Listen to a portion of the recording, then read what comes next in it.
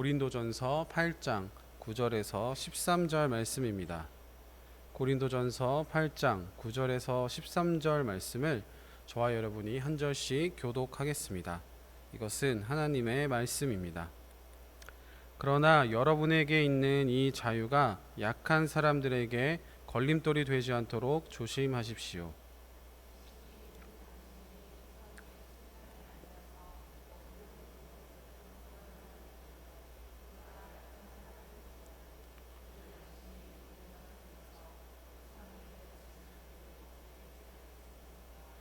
그러면 그 약한 사람은 당신의 지식 때문에 망하는 것입니다.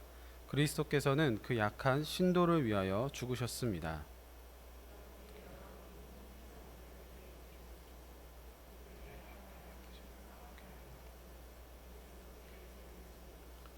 함께 읽겠습니다.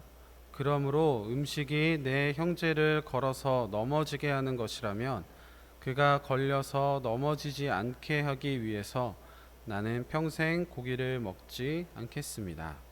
아멘. 자, 여러분이 가장 좋아하는 음식은 무엇입니까?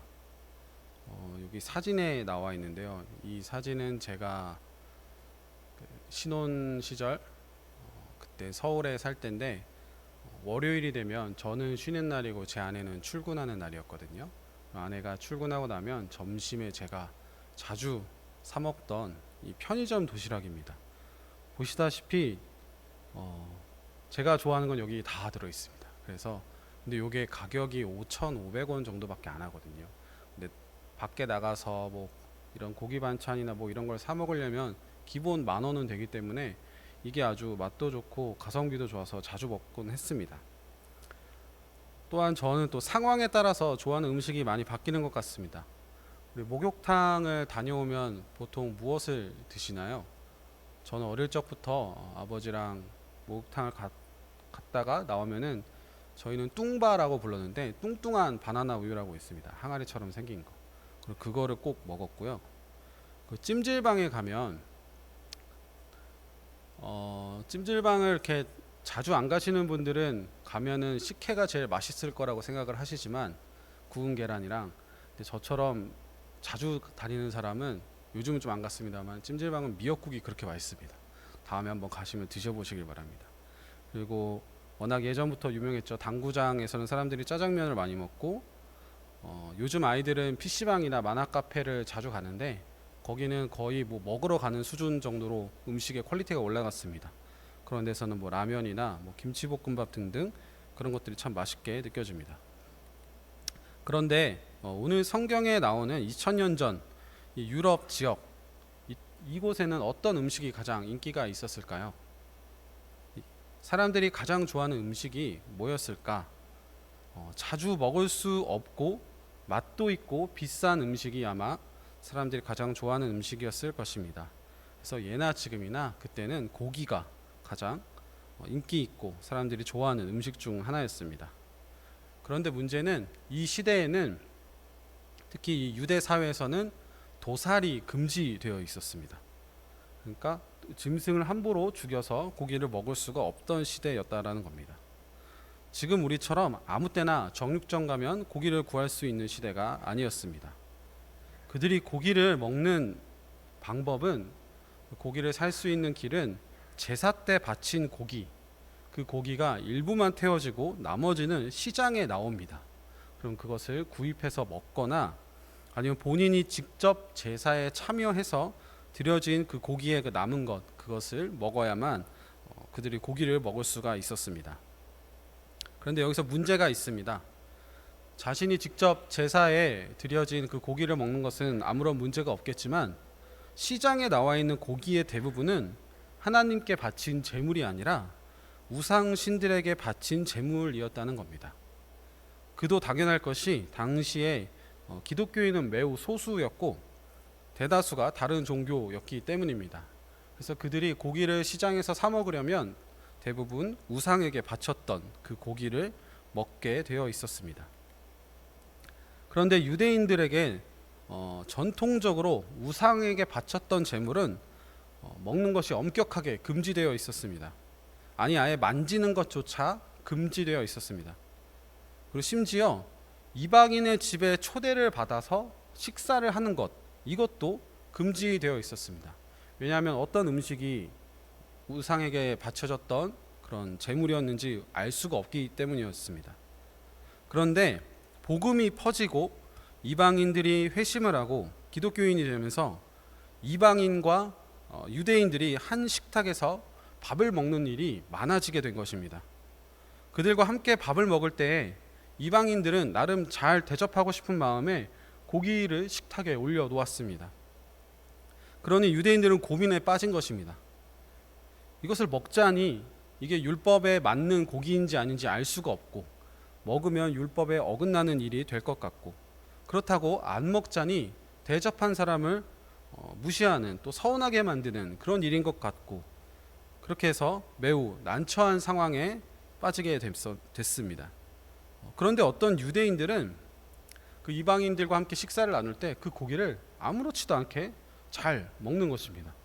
왜냐하면 이 세상의 신은 하나님밖에 없으니까 이방 신은 원래 존재하지 않는 것이었습니다.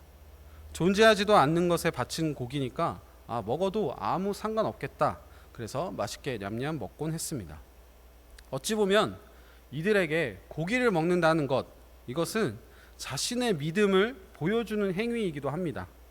이 세상의 신은 하나님밖에 없다라는 그 믿음에서 나온 행동이 우상에게 바쳐진 제물도 어차피 상관이 없구나라는 것이었기 때문입니다. 그런데 또 다른 어떤 유대인들은 그 유대인들이 고기를 먹는 모습을 보고 충격에 빠집니다. 아니, 기독교인들은 우상한테 바친 제물을 그냥 막 먹네? 여기 뭐지? 이상한데? 내가 알고 있던 종교적 지식과 내가 알고 있던 경험과 너무 다른데? 이런 생각이 들었을 것입니다. 그래서 그들이 유대교에서 이제 기독교로 개종을 하려다가 많이 망설이게 되는 그런 일들도 종종 나타났습니다. 또 어떤 사람은 고기가 워낙 맛있으니까 평소에도 막 먹고 싶었는데 이 율법 때문에 그동안 먹지 못했던 유대인들도 있었을 것입니다. 그런데 교회를 와보니까 기독교인들은 그냥 고기를 아무렇지도 않게 막 먹는 것입니다. 그래서 본인도 여기는 먹어도 괜찮은가 보다 하고 마구 먹기 시작한 사람도 있었을 것입니다. 그러나 문제는 이러한 경우는 앞서 신은 하나님 한 분밖에 없다라는 이 믿음의 고백, 또 믿음의 그 행위에서 나온 고기를 먹는 것이 아니라 그들이 하는 행동만 좋아 보였기 때문에 그 행위만 따라하게 되는 것일 수도 있습니다. 특히 믿음이 약한 사람들에게는 더욱더 그럴 수가 있습니다. 만약에 그렇게 된다면 그 사람은 탐욕이라는 죄를 짓고 있는 것뿐입니다. 그가 고기를 먹는 것이 믿음의 고백이 아닌 단지 자신의 욕심을 채우기 위한 행동이었다는 것입니다. 오늘 말씀 9절에서 11절을 제가 다시 한번 읽어보겠습니다. 그러나 여러분에게 있는 이 자유가 약한 사람들에게 걸림돌이 되지 않도록 조심하십시오.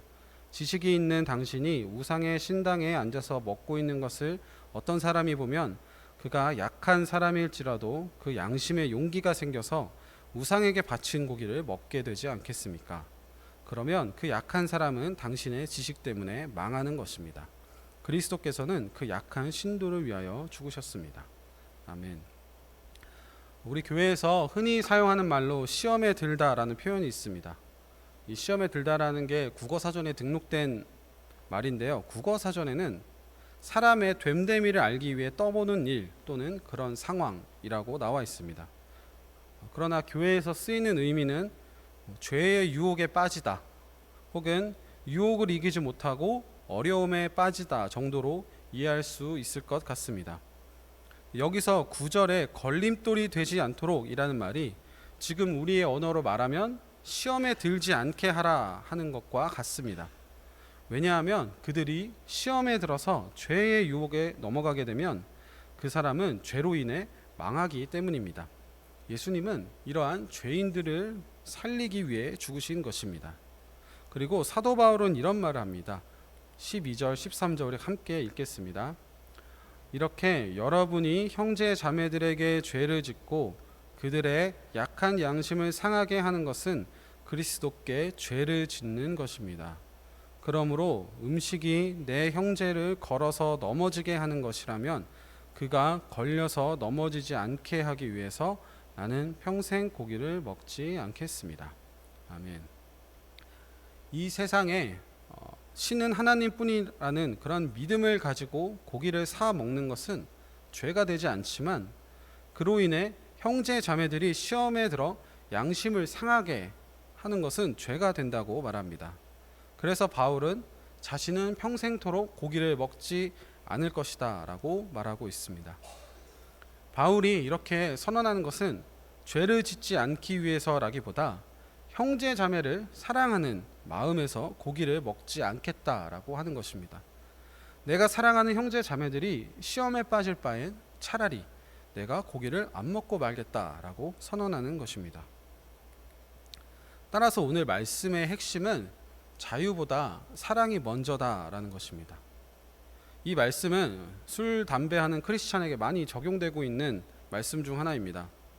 술, 담배는 물론 사람의 건강을 해치는 것들이지만 그것 자체가 죄라고 단정 짓기에는 조금 애매한 부분들이 있습니다. 특히나 술 같은 경우에는 과거에는 물 대신 마셨던 것이 술입니다. 성경에도 포도주를 마시는 장면이 자주 나옵니다. 왜냐하면 지금처럼 정수 시설이 그때는 잘 되어 있지 않았습니다. 그렇다고 우리나라처럼 산에서 내려오는 맑은 물이 있는 지역이 많은 것도 아니었습니다. 이스라엘 지역은 그런 지역이 거의 없었습니다. 그래서 과일즙을 짜서 발효해서 먹는 술이 가장 안전한 음료였습니다. 따라서 성경에 예수님이 포도주를 마시는 장면이 자주 나오게 됩니다. 그리고 메소포타미아 지역에서는 이 포도주 대신 맥주를 만들어서 물 대신 마셨습니다. 그래서 어떤 사람은 술도 하나님이 우리에게 주신 음식 중 하나이구나 하고 마십니다. 그런데 어떤 사람은 기독교인이 술 마시는 모습을 보고 시험에 듭니다. 왜냐하면 오래전부터 교회는 술, 담배를 금지하는 문화가 있었거든요. 세계 모든 교회가 술을 금지하지는 않습니다. 그러나 초기 우리나라 기독교에 들어온 문화에는 이 조선인들이 술로 인해 너무 많은 인생을 망치고 있었기에 선교사들이 엄격하게 금지를 했고 그 전통이 쭉 이어져 내려오고 있는 것입니다. 그렇다면 오늘 말씀처럼 누군가 내가 술, 담배를 하는 것 때문에 믿음이 약한 사람이 시험에 들 수 있다면 그 사람 앞에서는 하면 안 되는 것입니다. 아예 이야기조차 꺼내지 않는 것이 좋을 것 같습니다. 그들의 마음이, 그들의 양심이 상하게 되면 우리가 죄를 짓게 되는 것이기 때문입니다. 오늘 이 자리에 나오신 성도 여러분, 나의 자유보다 내 이웃을 사랑하는 마음이 더 커지는 여러분이 되기를 바랍니다. 나는 그리스도 안에서 자유를 누리며 마음껏 살 수 있지만 믿음이 약한 이웃을 사랑하고 배려하는 마음으로 그 자유를 절제하며 살아갈 수 있는 여러분이 되기를 바랍니다. 그리하여 우리가 예수 그리스도께 죄를 범하지 않고 거룩하게 살아가게 될 수 있기를 주님의 이름으로 축원합니다. 우리 마지막으로 고린도전서 8장 2절과 3절 함께 읽고 말씀을 마무리하겠습니다. 함께 읽겠습니다. 자기가 무엇을 안다고 생각하는 사람은 아직도 그가 마땅히 알아야 할 방식대로 알지 못하는 사람입니다. 그러나 하나님을 사랑하는 사람은 하나님께서 그를 알아주십니다. 아멘. 함께 기도하겠습니다.